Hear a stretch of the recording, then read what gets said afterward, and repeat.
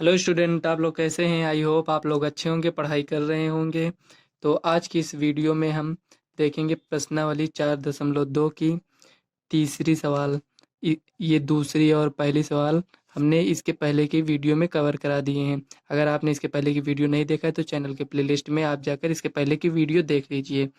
तो इसमें दिया है तीसरे सवाल में, ऐसी दो संख्याएं ज्ञात कीजिए जिनका योग 27 हो और गुणनफल 182 हो।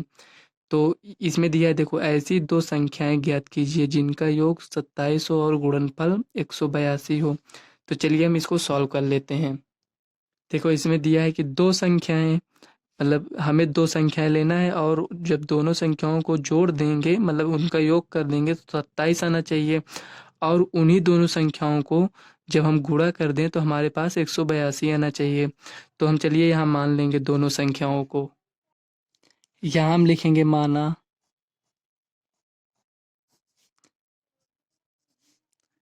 पहली संख्या x है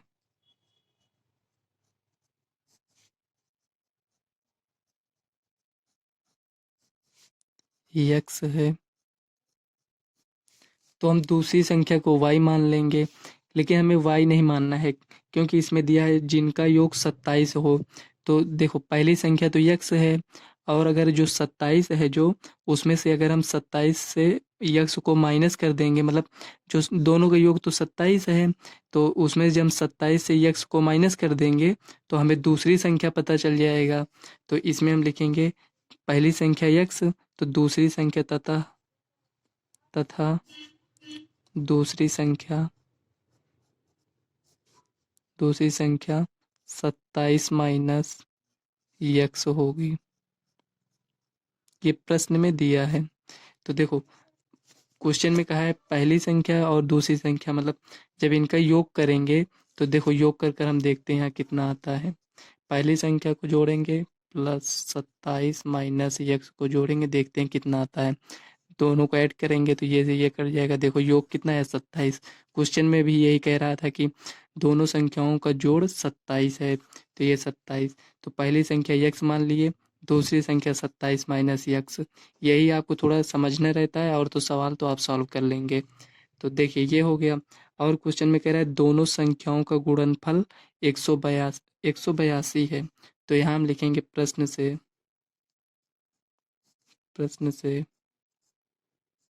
दोनों संख्याओं का गुणनफल, मतलब इसको गुणा करेंगे और इसको गुणा करेंगे। सवाल में जितना कहता है उसी हिसाब से लिखते चलते हैं, तो वो ज़्यादा समझ में आता है। देखिए, ये यक्स है, ये यक्स हो गया। तो दोनों का गुणनफल हमें कितना दिया है? 182 दिया है। ये हो गया। अब इसी को हम गुणा कर लेंगे। देखो, यक्स से इसमें करेंगे तो कितना आएगा? 27 यक्स। यक्स से इसमें करेंगे तो माइनस यक्स स्क्वायर बराबर 182। ये हो गया। अब देखिए, इसमें एक्स स्क्वायर है, इस ये देखो माइनस में है, तो इसमें हम कॉमन ले लेंगे माइनस को। तो ये प्लस में था तो माइनस हो गया, माइनस था तो ये प्लस हो गया। इक्वल टू, ये जो माइनस इधर लेकर आएंगे तो ये माइनस 182 हो जाएगा। तो इसको हम एक्स स्क्वायर को पहले लिख देते हैं, यहाँ एक्स स्क्वायर प्लस 27x। तो ये जो माइनस यहाँ चला है तो इसको यहाँ हम कट कर देते हैं, ठीक। 27x हुआ, ये माइनस था, इधर आएगा तो प्लस में हो जाएगा, प्लस 182 इक्वल टू 0। तो देखिए, इसी ये गुणनखंड, इस ये जो दिया है हमें द्विघात समीकरण, ये जो दिया है इसी का हम गुणनखंड कर लेंगे। तो चलिए हम गुणनखंड कर लेते हैं। देखो, ये ज़्यादा बड़ी संख्या है, तो इसमें हम दो संख्या नहीं निकाल पाएंगे कि मतलब पहली संख्या कौन सी होगी, दूसरी संख्या। तो देखो, जैसे हम इसको इससे गुणा करेंगे तो कितना आएगा? हमारे पास 182 हो जाएगा। तो इसमें हमें दो संख्या नहीं पता है कि हम कौन कौन सी संख्या लें और गुणा करें तो 182 हो जाए, और उनको दोनों को जोड़ दें या घटा दें तो 27 हो जाए। तो हम सबसे पहले इसका एलसीएम लेते हैं। एलसीएम लेने से क्या होता है, उसका हमें अभाज्य गुणनखंड पता चल जाता है क्या होता है। तो जब हम दोनों को गुणा कर कर ऐसे मतलब ज्ञात कर लेते हैं तो हमें वो दो संख्या मिल जाती हैं। इसके पहले की वीडियो में हमने आपको ये डिटेल से बताया था, तो चलिए इसमें भी हम आपको बता देंगे। देखिए, 182 है, यहाँ लिख लीजिए आप। इसका एलसीएम लेंगे, 2 9 18, 2 1 9 2, ये देखो 91 हो गया, ये किससे कटेगा? 7 से कट जाएगा। 7 एक नम 7, ये 2 एक इधर बचा मतलब 21 हो गया, तो 7 21। अब 13 खुद से कटेगा, तो 13 का नम 13 ये हो गया। अब देखिए हमें ये 3 संख्या मिली है, लेकिन हमें कितना चाहिए? 2 चाहिए। तो इसमें से हम 2 संख्या बनाएंगे, जैसे 1 2 को लेंगे पहले, और 13 सत्ते 91, 13 सत्ते 91। जब हम इन दोनों संख्याओं को गुणा कर देंगे तो 182 हमें मिल जाएगा। लेकिन क्या इनको दोनों को जोड़ने से या घटाने से 27 आएगा? ये तो 91 अगर जोड़ भी देंगे तो 93 हो जाएगा, माइनस कर देंगे तो ये थोड़ा कम होगा उससे, मतलब 89 हो जाएगा। तो ये दोनों संख्याएं हमें नहीं लेनी है, ये हमें पता चल गया। अब एक बार 2 से गुणा किए थे, अब ये दोनों संख्याओं को लेकर गुणा करेंगे। 2 से 14 गुणे ये है 13। अब देखो दोनों को जोड़ेंगे तो देखो 4 3 7, 1 1 2 27, देखो ये हमें मिल गया। क्या इसे हमें घटाने पर मिलेगा? 14 में से 13 गया, 1 आया। तो इससे हमें ये पता चला कि हमें माइनस नहीं करना है, जोड़ना है। जोड़ना है हमें, प्लस में जोड़ना है या माइनस में? तो देखो यहाँ हम इसको जोड़ेंगे दोनों को। ये तो नहीं हुआ, हमें पता चल गया 14 प्लस 13 को अगर हम जोड़ेंगे 27 आया। ये प्लस में आया है, देखो क्या यहाँ प्लस में है, ये प्लस में है। तो कहने का मतलब ये वो जोड़ेंगे लेकिन दोनों संख्याएं प्लस में होंगी, ये भी प्लस में ये भी प्लस, तो 27 हो गया। तो यहाँ हम लिखेंगे 14x प्लस 13x बराबर 27x, ये हो गया। तो ये 27x की जगह पर हम 14x और 13x लिख सकते हैं, तो यहाँ हम लिख लेंगे x square plus 14x plus 13x plus 182 equal to 0, ये हो गया। अब देखिए इसमें से ये यक्स है, इसमें भी है, इसमें भी है, तो कॉमन ले लेंगे। यक्स प्लस 14, इसमें भी उसी को लिख देंगे, ये हो गया इक्वल टू 0। अब देखिए यहाँ यहाँ यक्स है, यहाँ 13 है, प्लस में है तो प्लस 13, यक्स प्लस 13 और यक्स प्लस 14 इक्वल टू 0। देखो यहाँ दोनों प्लस में आ रहा है, जब ये बराबर को उधर जाएगा तो दोनों माइनस में आएगा। तो इसका मतलब हमें ये पता चलता है यहाँ हमने कहीं गलत कर दिया है। देखो यहाँ से हमने 27 minus x square equal to 182, ये यहाँ तक सही है। अब देखो माइनस हम यहाँ से कॉमन लेंगे, तो ये जो प्लस था, सॉरी यहाँ ये माइनस हो जाएगा। देखो यहाँ माइनस हम कॉमन लिए थे तो ये प्लस था, तो इसका साइन चेंज हो जाएगा। ये माइनस था तो ये प्लस, यहाँ हम माइनस नहीं लगाए थे, ठीक। यहाँ ये माइनस आप लगा लीजिएगा, ये माइनस हो गया। जब ये माइनस हो गया तो यहाँ हमें ये पता चलता है कि 14 और 13 को जोड़ेंगे तो ये 27 प्लस में है, तो दोनों साइन प्लस नहीं रहेगा, माइनस कर कर इसको जोड़ेंगे, ठीक। बस इतना ही, थोड़ा ये माइनस माइनस ये भी रहेगा, ठीक। तो यहाँ माइनस हो जाएगा, यहाँ भी माइनस हो जाएगा, ये हो गया। अब देखिए यहाँ एक माइनस की वजह से, देखिए ये पूरी सवाल इसमें देखो ये माइनस की वजह से ये सवाल गलत हो जाती। तो यही सब आपको ध्यान देना रहता है। देखिए यहाँ हम कॉमन लिए थे तो ये माइनस हो गया था, वही माइनस लिखना भूल गए थे। देखिए ये x minus 13 x minus 14 equal to 0 हो गया। तो x बराबर जब हम इसको ले जाएंगे उधर तो 13 आएगा और ये 14 आएगा। तो इसमें हमें क्या x बराबर ये जो मान मिला है, हमें ये देखिए यहाँ पहली संख्या x मिला है और दूसरी संख्या 27 माइनस एक्स। तो हमें देखो यहाँ पॉजिटिव वैल्यू कितना मिला है? 2 मिला है। तो हम चाहे x का मान 13 रखेंगे या 14 रखेंगे, तो यहाँ हम x का मान अगर हम 13 रखते हैं तो जब इसमें 27 माइनस एक्स से यहाँ हम x का मान 13 जब घटाएंगे तो x का मान तो 13, मतलब पहली संख्या 13 और दूसरी संख्या में कितना मिलेगा? 14 मिल जाएगा। और यदि हम x का मान यहाँ 14 रखेंगे, जब इसमें से हम घटाएंगे तो दूसरी संख्या में 13। तो ये आपके मान रखने के ऊपर आएगा। तो यहाँ हम लिखेंगे, ये यहाँ लिखेंगे जब x का मान, x का मान मतलब पहली संख्या का मान 13 होगा तो दूसरी संख्या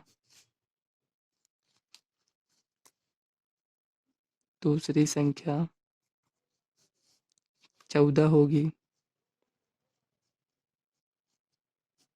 इसका विलोम करेंगे जी, अब यक्स का मान 14 होगा तो दूसरी संख्या जो है वो 14 होगी। मतलब यक्स का मान वो ये पहली संख्या है, ये दूसरी संख्या।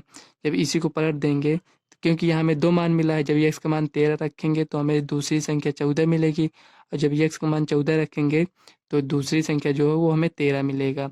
तो यहाँ हम लिखेंगे, यही जो आपका ये आंसर है, यही आपका आंसर हो जाएगा। इसमें हमें पहली संख्या और दूसरी संख्या, पहली संख्या ये, दूसरी संख्या ये हो जाएगी।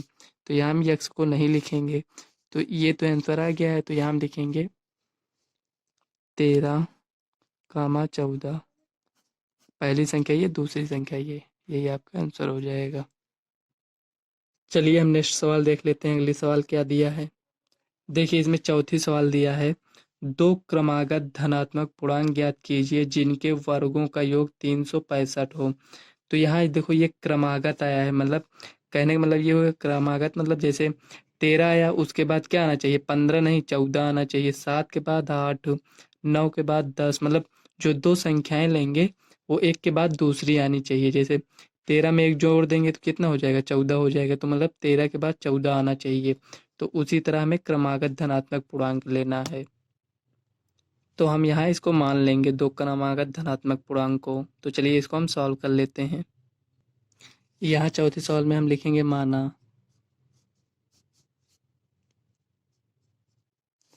दो क्रमागत धनात्मक पूर्णांक।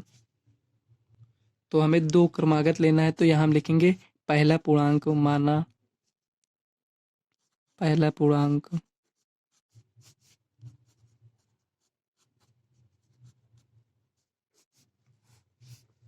यक्स है तथा दूसरा क्रमागत पूर्णांक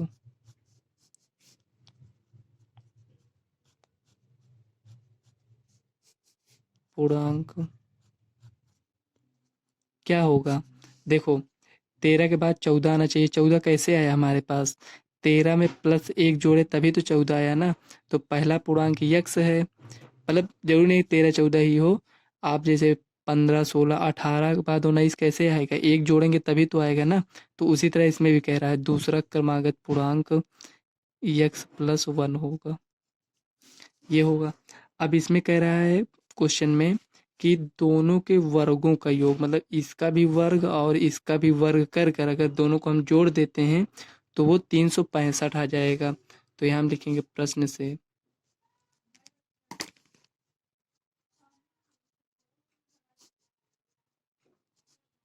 दोनों के वर्गों का योग, तो इसका भी वर्ग कर देंगे हम और इसका भी वर्ग करेंगे, इसका वर्ग किए और इसका भी वर्ग करेंगे। कह रहा है दोनों के वर्गों का योग मतलब जोड़ देंगे बराबर 365 हो जाएगा। ये समझ में आया ना, दोनों के वर्गों का योग मतलब इसका वर्ग करो और इसका वर्ग करो और दोनों को जोड़ दो तो वो किसके बराबर हो जाएगा, 365 के बराबर। तो चलिए इसी को हम सॉल्व कर लेते हैं। देखो ये एक्स स्क्वायर है प्लस, आपको ये यहाँ यहाँ लिख देते हैं, ये देखो ए प्लस बी के रूप में दिख रहा है, ए प्लस बी का होल स्क्वायर। कहने का मतलब ये हुआ कि ए की जगह पर क्या है, यक्स है, और बी की जगह पर क्या है, 1 है। तो ए प्लस बी का होल स्क्वायर होता है a square plus b square plus 2ab, ये होता है। तो इसी ए की जगह पर यक्स है और बी की जगह पर 1 है, तो यहाँ हम लिख देंगे यक्स स्क्वायर प्लस 1, 1 के स्क्वायर करेंगे तो 1 ही रहेगा, प्लस 2x बराबर 365, यहाँ 365 लिख देंगे, ये हो गया। अब देखो ये भी प्लस में, ये भी प्लस में, इसको जोड़ देंगे 2x square plus 2x plus 1 बराबर 365, ये हो गया। अब इसको इधर लेकर आएंगे 2x square plus 2x plus 1,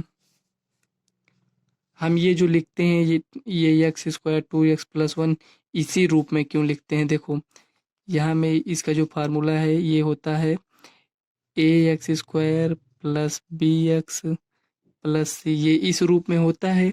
इसीलिए हम देखो ये जो एक्स स्क्वायर है, देखो ये पहले लिखे हैं, उसके बाद बी एक्स, बी मतलब यहाँ कोई पूर्णांक है, देखो ये जो 2 है ये इस रूप में, ये जो c है देखो यहाँ ये 1 है, तो इसी रूप में हम लिखते हैं गुणनखंड करने के लिए। तो ये उसी रूप में इसलिए हम लिखते हैं इसको। ये जो प्लस में इसको इधर लेकर आएंगे तो माइनस में हो जाएगा 365 इक्वल टू 0। जब ये इधर चला है तो यहाँ 0 बचा। अब इसको देखो 2x² plus 2x minus 364 equal to 0, ये हो गया। अब देखिए 2 इसमें भी है, 2 इसमें भी है, देखो 2 इसमें भी होगा, क्योंकि इसको अगर हम 2 से डिवाइड करेंगे, कहने का मतलब ये हुआ कि ये 2 से देखो यहाँ सम है तो ये 2 से डिवाइड हो जाएगा, तो कहने का मतलब जो संख्या होगी ये 2 का गुणज भी होगी। तो 364 में भी 2 है और इसमें भी ये 2 है, ये 2 है, तो इसको हम 2 कॉमन ले लेंगे। इससे भी अगर आप सॉल्व करेंगे तो तभी सॉल्व हो जाएगा, लेकिन हम कॉमन लेकर सॉल्व को थोड़ा छोटा बनाते हैं ताकि हमें सॉल्व करने में थोड़ा और आसानी हो जाए। तो x² प्लस एक्स माइनस, जब इसमें से हम 2 कॉमन ले लिए तो यहाँ क्या बचा, 2 कॉमन का मतलब 2 से भाग देते हैं सब में, वही मतलब कॉमन का मतलब यही हुआ, 2 से इसमें भाग दिए, 2 से इसमें, 2 से इसमें, 2 से इसमें भी भाग देंगे। तो 2 एक कन्नम 2, यहाँ 16 हो गया, 2 8 16, 2 दूनी 4 इक्वल टू 0। अब ये जो 2 है इधर आएगा तो 0 हो जाएगा। x² plus x minus 182 equal to 0। इसका हम गुणनखंड कर लेंगे। देखो 182 का अगर हम एलसीएम लेंगे तो 2 9 18, ये हो गया। और 2 2 एक का नाम 2, 7 से काटेंगे, 7 एक का नाम 7, 2 1 मतलब 21 हुआ, तो 7 3 21 13। अब इसमें हम देखेंगे 2 से लेंगे तो 2 गुणे 13 7 91, ये नहीं होगा। अब ये दोनों संख्या को लेंगे, 2 गुणे 7 लेंगे तो 14 हो जाएगा, गुणे 13। देखो इसको दोनों गुणा करेंगे तो हमारे पास 182 आ जाएगा, लेकिन इसको दोनों को अगर जोड़ देंगे, 14 और 13 को जोड़ेंगे तो कितना आएगा, 27 हो जाएगा, जो यहाँ नहीं है। तो हम 14 और 13 को अगर माइनस कर देंगे तो 1 हो जाएगा, तो 1 यहाँ है, मतलब यहाँ कुछ नहीं लिखा है लेकिन 1 तो यहाँ है ना। तो 14 में से 13 को माइनस करेंगे तो हमारे पास कितना आएगा, 1 आएगा। यहाँ अगर हम यक्स लगा देंगे, क्योंकि यहाँ यक्स है तो यहाँ यक्स, तो यक्स की जगह पर हम क्या लिख सकते हैं, 14x minus 13x।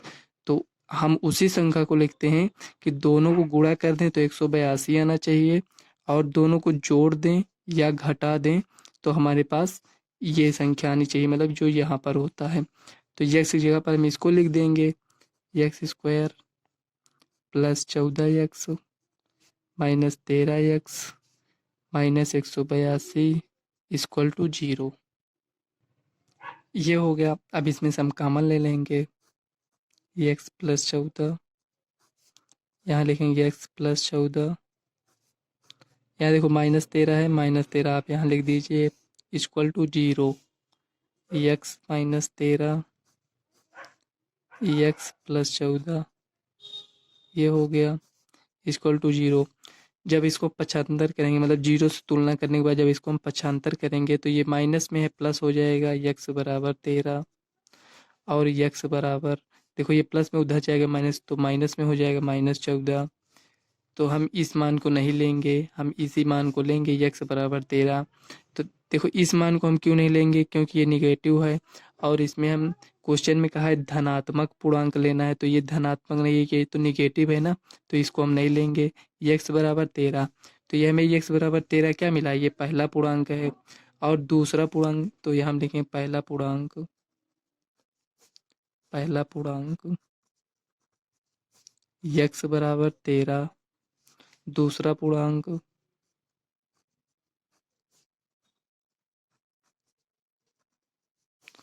x plus 1 माने थे ऊपर हम, तो x प्लस 1 बराबर x की जगह पर क्या रखें, 13 प्लस 1 इक्वल टू कितना है, 14।